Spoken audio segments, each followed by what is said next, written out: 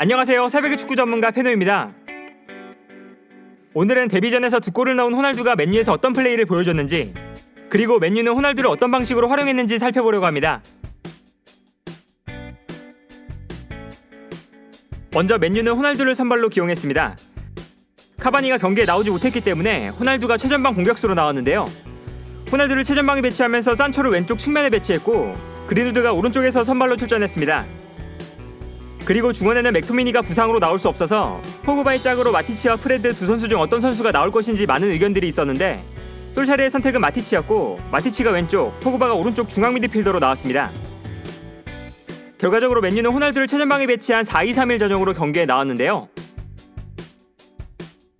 한편 뉴캐슬은 칼럼 윌슨이 부상으로 나올 수 없는 상황에서 칼럼 윌슨이 빠진 자리에 공격수를 배치하지 않고 미드필더 숫자를 늘려서 5-4-1에 가까운 전형을 만들었습니다. 맨유를 맞이해서 좀 더 수비적인 전형을 갖추기 위한 선택이었는데요.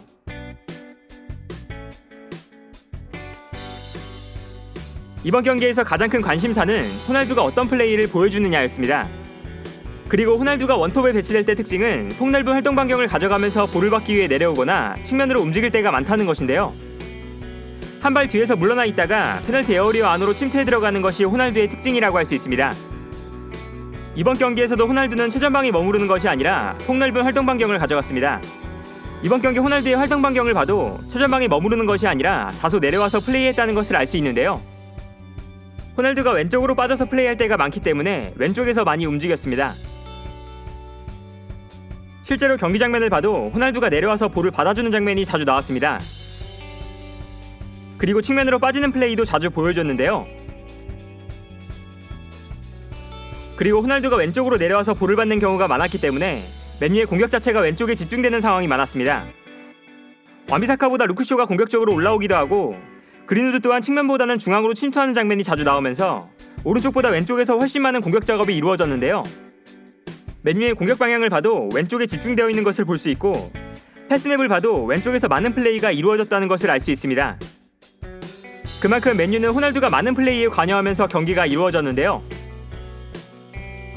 그러나 여기서 문제는 뉴캐슬이 수비라인을 내리고 수비적인 숫자를 늘리면서 수비적인 전형을 만들었는데, 호날두가 전방에 머무르지 않고 계속해서 빠져나왔기 때문에 맨유는 전방에서 싸워줄 공격수가 없었다는 것입니다. 중앙에서 움직이는 선수가 없어서 뉴캐슬의 수비라인에 공간이 발생하지 않았고, 호날두도 침투해 들어갈 공간이 부족했는데요. 경기를 보면 이러한 특징을 명확하게 확인할 수 있습니다. 호날두가 전방에 머무르지 않고 바깥으로 나와서 움직이기 때문에 맨유는 중앙에 공격수가 없는 상황이 발생하는데요. 호날두를 원톱으로 배치했을 때 발견할 수 있는 전형적인 특징이라고 할 수 있습니다.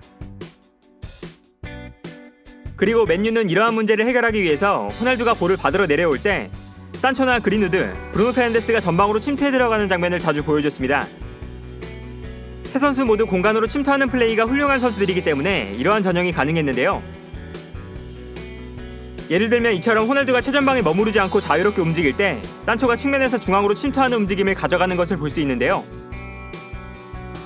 이 장면에서도 호날두가 최전방에 머무르지 않고 나올 때 브루노 페르난데스가 전방으로 침투해 들어가는 것을 볼 수 있습니다.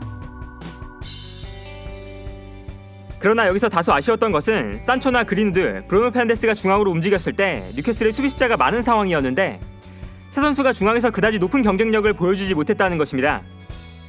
기본적으로 뉴캐슬의 수비가 내려가 있기 때문에 침투할 수 있는 공간이 부족했고, 산초나 그린우드, 브루노 페르난데스가 수비수를 등지고 버텨내는 플레이가 뛰어난 선수들이 아니라서 뉴캐슬의 밀집 수비 안에서 볼을 받아주는 데 어려움을 겪었습니다. 그리고 이것은 호날두가 밀집 수비 안에 있을 때도 마찬가지였는데요.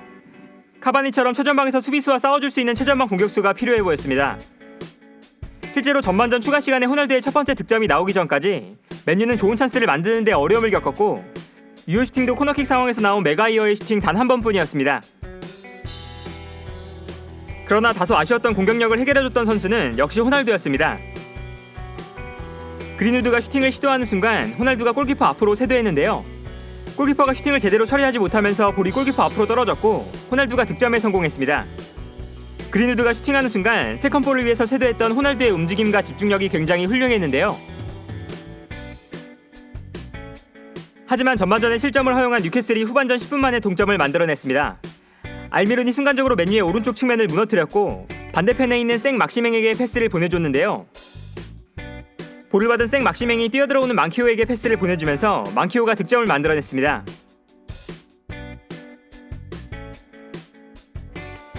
그리고 득점을 만들어낸 이후에 뉴캐슬은 조금씩 라인을 올렸는데 이때 포그바가 있는 맨유의 오른쪽 측면에서 뉴캐슬의 공격이 집중될 때가 많았습니다. 포그바가 중앙 미드필더로 출전했을 때 수비적으로 부족한 모습을 보여주는데 이때 조엘링턴이나 생막시맹이 포그바가 있는 측면에서 드리블을 자주 시도했고 포그바가 뉴캐슬 선수들의 움직임을 차단하지 못하는 장면이 자주 나왔습니다. 더군다나 공격 상황에서 맨유는 공격할 때 호날두, 산초, 루크쇼가 있는 왼쪽에 선수들이 쏠려 있을 때가 많았고 여기에 대해서 포그바가 공격적으로 올라가는 플레이를 자주 보여주는 만큼 포그바가 있는 맨유의 오른쪽 측면이 수비적으로 불안해질 때가 많았는데요. 결과적으로 자연스럽게 뉴캐슬은 왼쪽 측면 공격을 적극적으로 시도했습니다.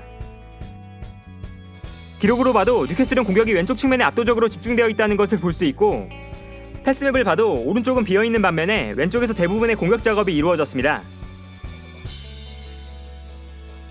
여기에 대해서 마티치는 수비하는 상황에서 기동력이 부족한 모습을 보여주는 만큼 뉴캐슬이 공격을 전개할 때 마티치와 포그바가 수비로 빠르게 내려가주지 못하면서 수비와 미드필더 라인 사이에 공간이 너무 넓게 발생했습니다.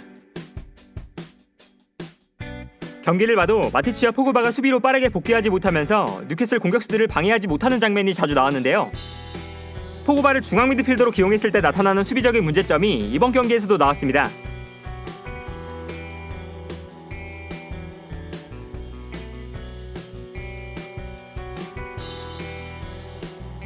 그러나 뉴캐슬이 맨유의 수비적인 약점을 공략하면서 수비라인을 올렸을 때 호날두의 공간 침투가 발휘되기 시작했습니다.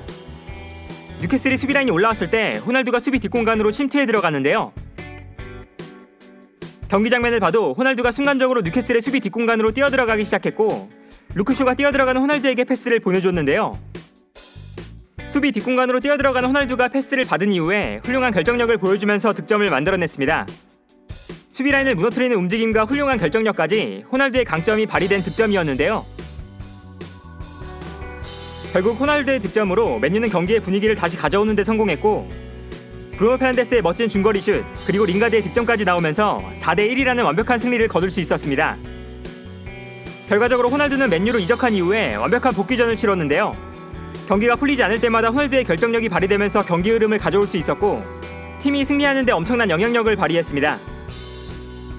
또한 맨유는 이번 경기를 승리하면서 리그 1위로 올라섰고 무엇보다 호날두를 선발로 기용한 첫 경기에서 완벽한 승리를 거뒀다는 것이 고무적일 텐데요. 첫 경기였지만 이번 시즌 호날두의 활약이 기대될 수밖에 없는 경기가 아니었나 합니다. 오늘 영상은 여기까지고요. 시청해주셔서 감사합니다.